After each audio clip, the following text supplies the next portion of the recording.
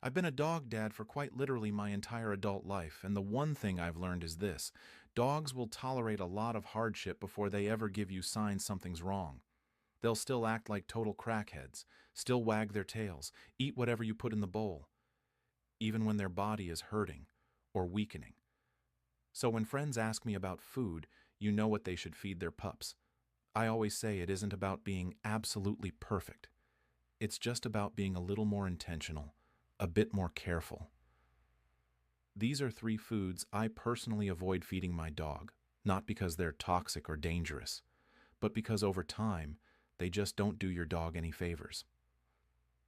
The first one is any highly processed dog treats. You know the ones: the bright colors, the strong smells. I mean, dogs go crazy for them. And yeah, they're convenient and affordable, but a lot of those treats are basically empty calories. Sure, they may hype your dog up in the moment, but then don't really give their canine bodies any real nutrients to work with.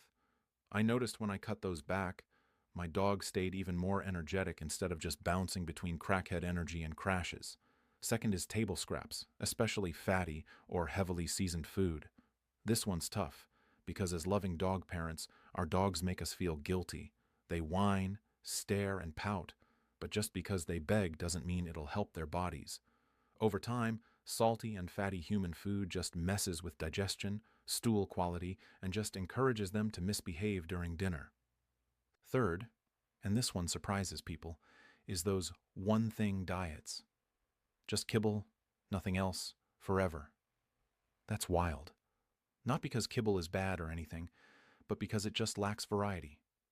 I noticed my dogs were happier when their food actually had some nutritious and flavorful variety for them, instead of just filling the bowl like plain old rice.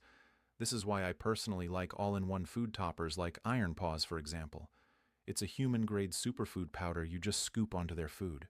It covers doggy digestion with things like pumpkin, chicory root, and probiotics, and supports their skin and coat with nutrient-dense greens like wheatgrass and chlorella, and includes taurine and L-carnitine, ingredients a lot of dog parents care about, that make sure their dogs have long-term heart support, agility, and crackhead energy.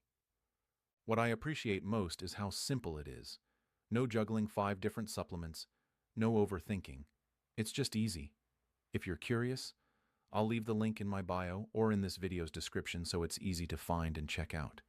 And again, remember, choosing to feed your dog the best shouldn't be from a place of parental fear or guilt. It's just about stacking small, lovingly supportive choices over time, so your dog can keep being their weird, happy, unique self for as long as possible.